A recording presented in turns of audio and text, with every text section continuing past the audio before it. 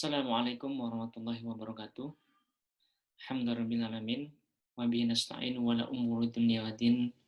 Wassalatu wassalamu ala asrofil anbiya'i wa mursalin wa ala alihi wa sahbihi ajma'in amma ba'du.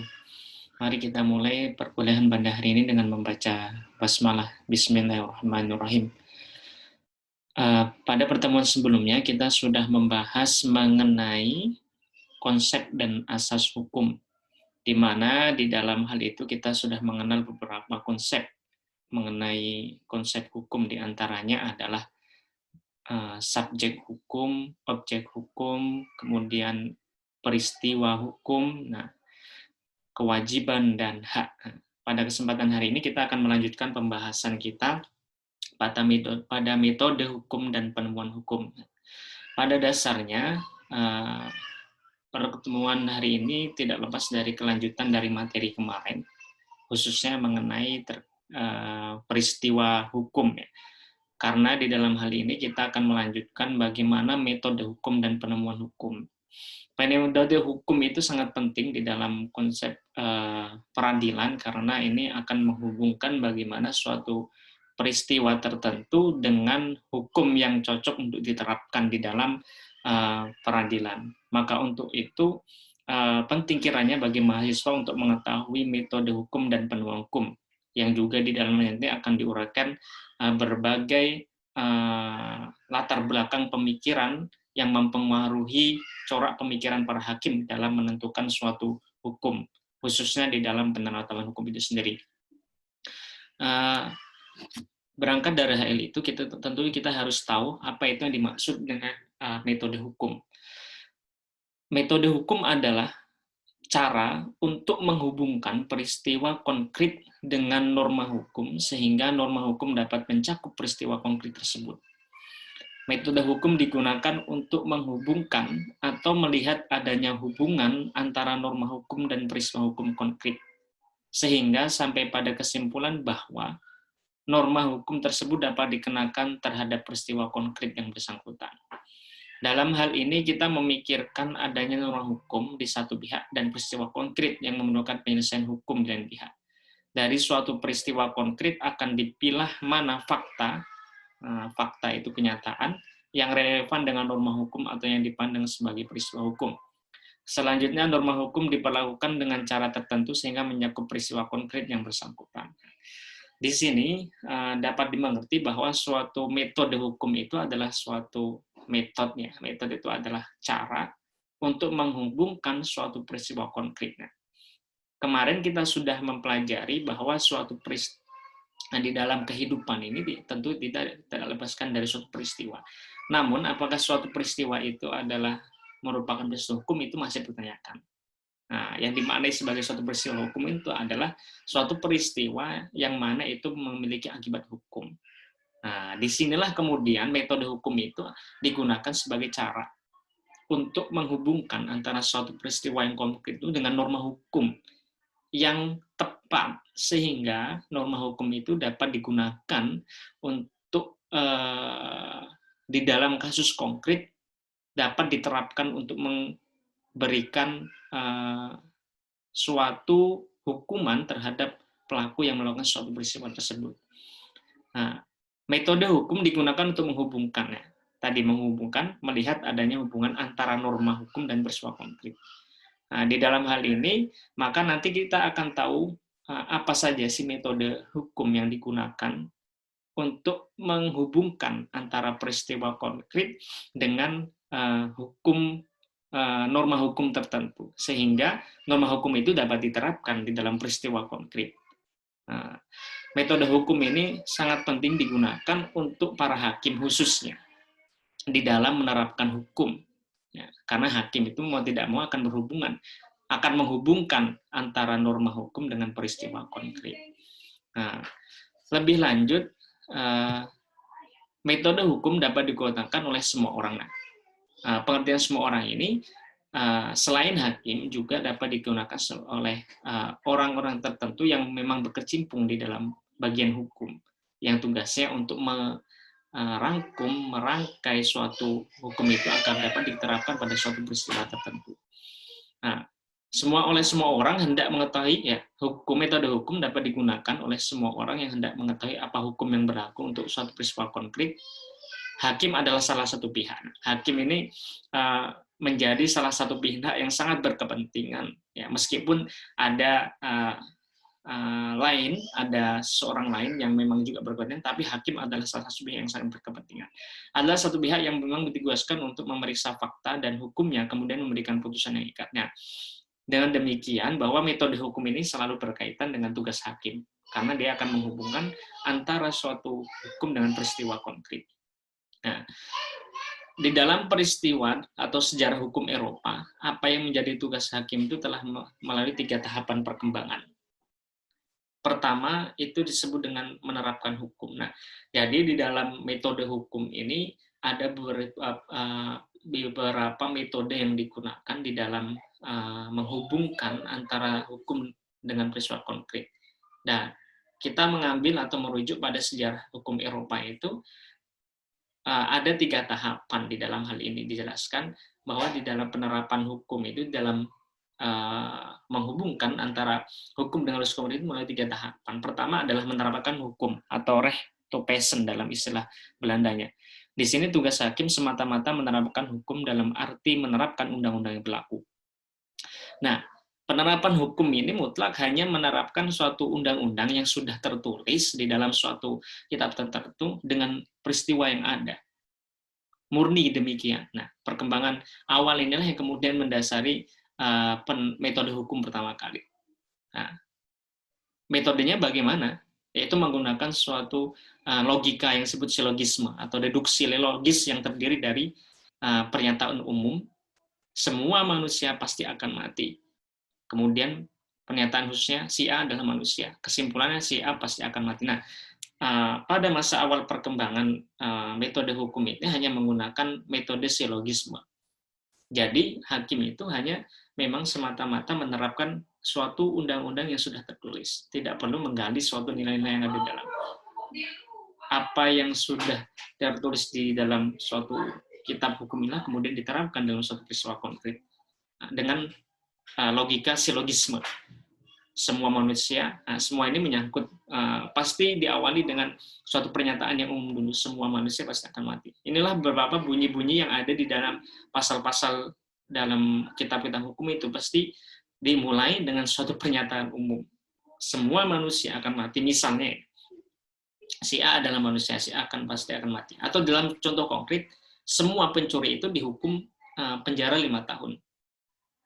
Si A mencuri dompet, maka si A harus dihukum 5 tahun. Nah, demikian penerapan hukum. Hanya dalam konteks ini hanya menerapkan suatu undang-undang saja, kitab yang sudah tertulis. Nah, tahapan yang kedua itu dalam perkembangannya, bukan tahapan, dalam perkembangan yang selanjutnya itu tadi menerapkan hukum, yang kedua adalah membentuk hukum atau reformen dalam istilah bahasa Belanda kita. Di sini tugas hakim adalah membentuk atau menciptakan hukum. Kalau tadi hanya menerapkan undang-undang yang ada, maka dalam perkembangan selanjutnya adalah hakim itu dapat membentuk suatu hukum atau menciptakan hukum. Tidak hanya sebagai penerapan dalam undang-undang, melainkan hakim bisa membentuk suatu hukum tertentu. Dan perkembangan yang terakhir di dalam metode hukum ini ada yang disebut sebagai menemukan hukum. Maka sangat berkaitan tadi, ada metode hukum dan ada penemuan hukum. Nah, penemuan hukum itu sebagai suatu perkembangan yang mutakhir di dalam metode hukum, penerapan penghubungan atau cara menghubungkan antara hukum dengan peristiwa konflik, yaitu menemukan hukum atau rechtvinden. Di sini tugas hakim adalah menemukan hukum dari sumber-sumber hukum yang ada dengan menggunakan teknik penafsiran dan konstruksi hukum. Nah, disinilah yang nanti kita akan bahas lebih lanjut bagaimana hakim itu menemukan hukum. Anak-anak sekalian yang berbahagia, di dalam masing-masing tadi, masing-masing tugas hakim itu yang secara sejarah itu melalui tiga perkembangan itu, pada dasarnya tidak lepas dari latar belakang dari pada aliran praktis tertentu yang berpengaruh kuat pada waktu tertentu. Jadi konsep pemikiran hakim di dalam menggunakan hukum untuk diterapkan di dalam suatu peristiwa konkret itu pada dasarnya tidak lepas dari suatu mazhab hukum tertentu, aliran hukum tertentu yang melatar belakangi. Sehingga corak pemikiran hakim untuk menerapkan hukum itu selalu berkaitan dengan mazhab yang berlaku pada saat itu. Nah, istilahnya demikian. Nah, pertama, ada mazhab legisme atau aliran hukum yang disebut legisme. Nah, ini memang aliran yang pertama kali keluar pada waktu itu, sehingga perkembangan tugas hakim itu pada waktu itu hanya menerapkan hukum itu karena dipengaruhi oleh aliran legisme ini. Hakim hanya menerapkan undang-undang itu karena dipengaruhi oleh pemikiran atau mazhab hukum yang disebut mazhab hukum legisme atau paham hukum legisme. Dalam paham legisme ini, undang-undang merupakan satu-satunya sumber hukum. Apabila undang-undang sudah mengatakan suatu hal, pelaksana undang-undang dan hakim tidak boleh menyimpang daripadanya, sekalipun peraturan itu dirasa tidak adil. Nah, aliran ini atau paham ini itu disebut juga sebagai paham positivisme hukum, karena hakim atau pelaksana undang-undang itu harus terikat dengan bunyi undang-undang. Undang-undang mengatakan A, maka hakim harus menerapkan A. Maka istilah yang umum pada saat untuk mengistilahi tugas hakim di dalam penerapan undang-undang ini, karena pengaruh corak pemikiran paham legisme itu, hakim itu sebagai corong undang-undang. Hakim tidak memiliki kekuasaan untuk menggali hukum-hukum, sumber hukum lain di dalam sumber hukum yang ada. Dia hanya terikat dengan undang-undang, tidak boleh menyimpang dari itu. Meskipun yang diputuskan itu tidak sejalan dengan hati nurani, karena pengaruh legisme ini sangat kuat, maka sekalipun peraturan itu dirasa tidak adil, maka tidak ada kata tidak untuk menyimpang dari peraturan tersebut. Ini paham legisme itu pada saat itu sangat kuat. Pada abad ke-18. Aliran ini dilahirkan oleh Montesquieu ya, pada abad ke-18 dalam bukunya L'Esprit des Lois atau The Spirit of Law.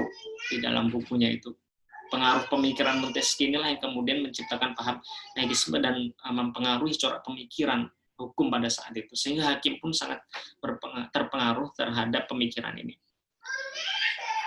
Di dalam aliran paham ini mengatakan bahwa hakim adalah mulut yang menyampaikan kata-kata. Istilah umumnya adalah hakim itu adalah corong undang-undang. Ya. Ia adalah tubuh tidak berjiwa yang melemahkan kekuatan dan kekerasan undang-undang. Ya, dia diistilahkan tubuh yang tidak berjiwa. Dia itu hanya sebagai pelaksana undang-undang, hakim itu. Nah, ini pengaruh ini sangat kuat dan sangat berpengaruh pada saat itu. Namun dalam perkembangannya, aliran ini demi sedikit akan tergerus dengan zamannya. Aliran yang kedua itu adalah Begriff Jurisprudence. Ya.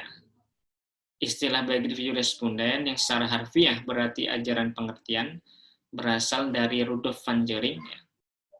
Begriff Jurisprudence itu konseptual jurisprudence memiliki konotasi negatif, yaitu sebagai bagian khusus dari legisme di mana dengan logika hukum dilakukan pengertian atau permainan kata-kata. Nah, paham ini sebenarnya tidak jauh dari paham legisme tadi, dia hanya bahkan dalam penerapannya bisa lebih negatif, karena di dalam paham ini dikatakan bahwa logika hukum dilakukan dengan pengertian atau permainan kata-kata. Untuk mempermudah pengertian itu dapat diberikan contoh pada putusan Hoogeraad. Hoogeraad itu sebuah mahkamah agung, istilahnya pengadilan tertinggi di Belanda. Pada tahun 1910 itu Hoogeraad ini berpegang pada pendapat bahwa konsep kekuasaan orang tua dan konsep perwalian merupakan hak-hak yang tidak dapat dipecah-pecah.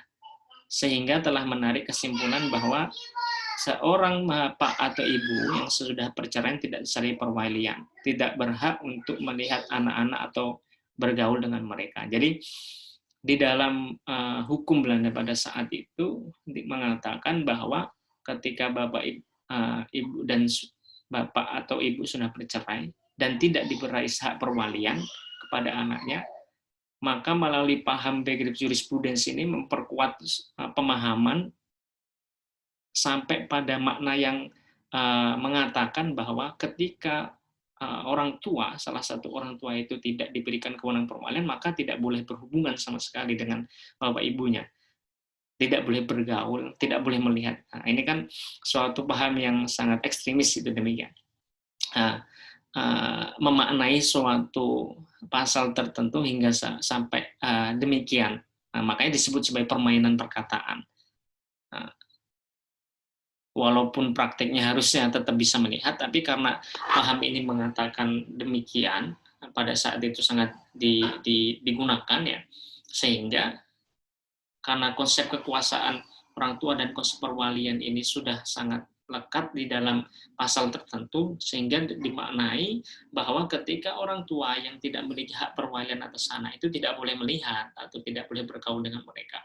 Nah, ini pengaruh dari paham Behavior Funden yang disebut sebagai logika hukum dilakukan pengertian atau permainan perkataan. Nah, sehingga di sini dikatakan bahwa paham ini memiliki konotasi yang negatif, ya. Konotasi yang negatif karena memiliki efek yang tidak baik. Nah, selanjutnya paham yang selanjutnya adalah Freirechtlehre. Nah, ya, di dalam hal ini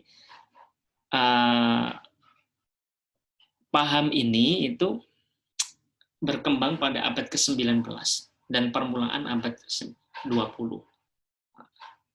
Legisme dengan silogismenya tadi mendapat reaksi. Nah, ini paham ini adalah reaksi terhadap paham legisme. Legisme dengan silogismenya tadi, ya, pernyataan umum, pernyataan khusus dan kesimpulan tadi mendapat reaksi keras dari kalangan ahli hukum pada umumnya.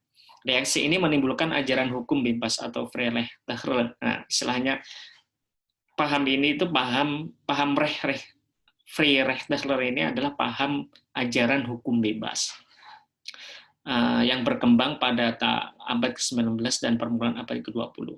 Di Eropa, nama ajaran hukum bebas pertama kali diberikan oleh Hermann Kantorowicz pada tahun 1906, di mana ajaran ini dikenal dengan Freirechtlehre. Nah, jadi istilahnya di Eropa itu dikenalkan pada tahun 1906 oleh seorang filsuf Hermann Kantorowicz ini. Menurut ajaran ini, inti dari ajaran ini adalah undang-undang tidak lengkap sehingga hakim harus dibolehkan mengambil hukum dari sumber-sumber yang lain berdasarkan pertimbangan sendiri. Sebagai bentuk perlawanan terhadap paham legisme ini yang sangat ketat bahwa hakim itu hanya sebagai corong undang-undang, paham ini mengatakan bahwa undang-undang itu tidaklah lengkap, tidaklah sempurna. Maka ketika hakim akan menerapkan suatu hukum terhadap suatu peristiwa tertentu untuk mencari hukumnya, untuk menghubungkan mana hukum yang tepat terhadap suatu peristiwa tertentu sehingga akan mencari suatu keadilan, menurut paham Freirechtlehre ini harus menggali nilai-nilai di belakang undang-undang. Harus menggali sumber-sumber hukum lain selain undang-undang. Misalnya adalah kebiasaan, kemudian apalagi ada perjanjian internasional, hukum alam, dan sebagainya, sumber-sumber hukum lain yang dapat dijadikan sebagai suatu sumber di dalam memperoleh suatu hukum. Sehingga ya menurut paham ini hakim itu tidak terikat hanya dengan undang-undang. Nah, untuk mengambil hukum di luar undang-undang, menurut ajaran ini, ajaran gerakan hukum bebas ini pecah dalam dua aliran. Artinya, paham ini, melalui pemahaman ini, hakim di dalam mengambil suatu mengambil hukum di luar undang-undang ini dibagi menjadi dua aliran. Pertama, aliran sosiologis, dan kedua ada aliran hukum alam. Aliran sosiologis membolehkan hakim mencari hukum dari adat kebiasaan dalam masyarakat. Nah, di sini. Nah, jadi aliran sosiologis ini dapat dikatakan sebagai bagian dari aliran Vlechter-Ring atau Vlechter-Ring, bahwa hakim itu mencari hukum dari adat kebiasaan dalam masyarakat. Nah, kemudian sedangkan aliran hukum alam membolehkan hakim mencari hukum dari hukum alam. Ada dua ya, berarti aliran sosiologis dan aliran hukum alam. Aliran sosiologis, hakim itu menggali dari adat kebiasaan, sedangkan aliran hukum alam, bahwa hakim itu menggali dari hukum alam. Ya.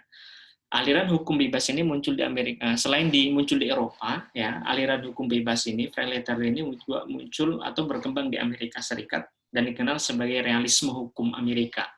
Nah, aliran di Vlechter ini di Amerika dikenal dengan aliran realisme hukum Amerika, American Legal Realism, dengan tokohnya antara lain Oliver Wendell Holmes. Ya.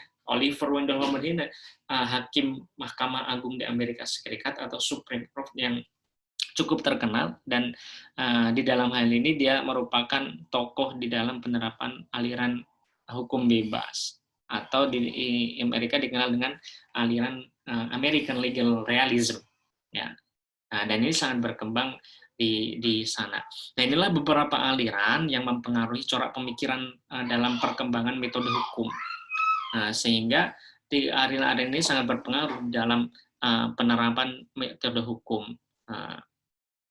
Selanjutnya adalah mengenai penemuan hukum. Di awal tadi sudah dikatakan bahwa penemuan hukum itu juga salah satu metode di dalam penerapan hukum. Tadi bermula dari penerapan hukum, yang itu sangat dipengaruhi oleh corak pemikiran legisme, kemudian ada pembentukan hukum atau penciptaan hukum oleh hakim, dan selanjutnya adalah penemuan hukum. Dalam bahasa Belandanya disebut sebagai rechtfinding. Nah, disinilah kemudian aliran penemuan hukum ini menjadi aliran yang penerapan hukum atau metode hukum penemuan hukum itu menjadi suatu penemuan yang diterapkan hingga saat ini. Ya. Undang-undang, kenapa kemudian muncul penemuan hukum? Hal ini berangkat dari suatu pemikiran bahwa undang-undang itu tidak dengan mudah diterapkan terhadap suatu peristiwa konkret. Undang-undang itu seorang pemutus yuridis, ya. Untuk itu seorang pemutus yuridis, dalam hal ini hakim, harus menemukan hukum dari sumber hukum yang tersedia untuk diterapkan terhadap kejadian konkret yang diserahkan kepadanya. Nah, sehingga penemuan hukum itu selalu berkaitan dengan kebebasan hakim untuk menggali hukum terhadap peristiwa konkret untuk bisa diterapkan terhadap peristiwa konkret. Ya. Untuk menilai apakah suatu peristiwa konkret itu adalah peristiwa hukum dan untuk menerapkan suatu norma hukum terhadap peristiwa hukum itu.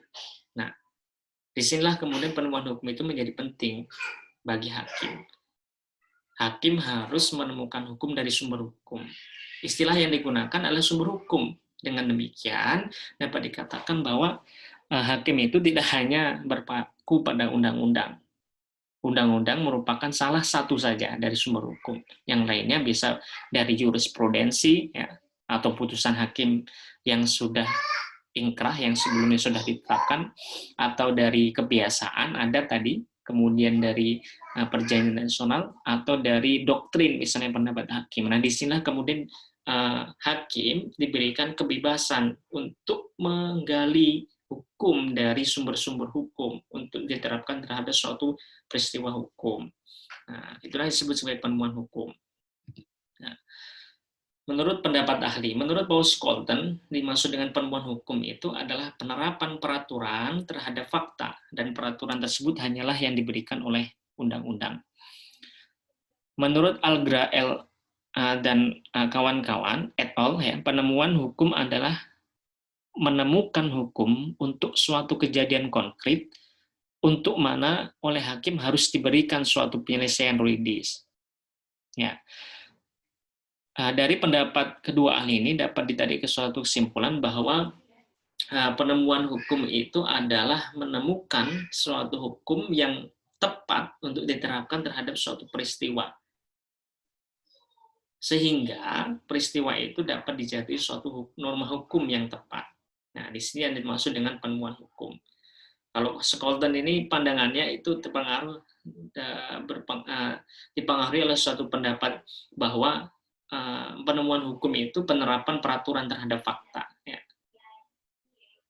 Hanyalah yang diberikan oleh undang-undang. Jadi kalau menurut Scholten ini penemuan hukum itu tetap menggunakan penerapan hukum, tapi tidak menurut pendapat Allegra bahwa penemuan hukum itu adalah suatu kejadian konkret untuk mana oleh hakim harus diberikan suatu penyelesaian yuridis. Di dalam penyelesaian yuridis inilah kemudian hakim harus menggali tidak hanya dari undang-undang, tapi juga dari sumber-sumber hukum lainnya.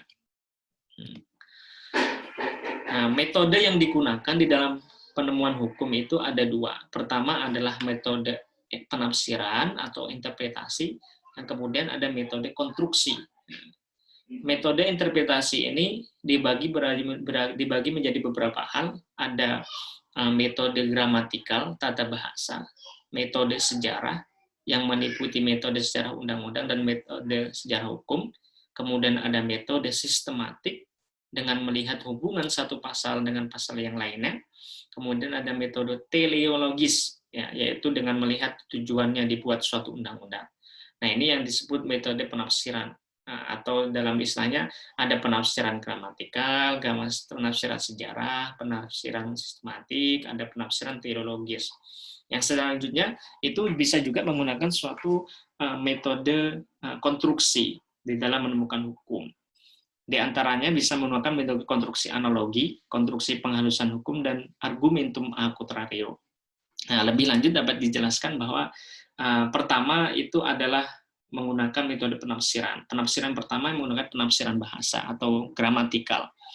Penafsiran menurut bahasa adalah menetapkan arti kata-kata undang-undang menurut bahasa sehari-hari atau teknis. Nah, ini biasanya penafsiran ini sering digunakan oleh para hakim dalam melihat suatu undang-undang, menetapkan arti kata undang-undang menurut bahasa sehari-hari atau teknis. Pada umumnya, penafsiran tata bahasa yang diutamakan.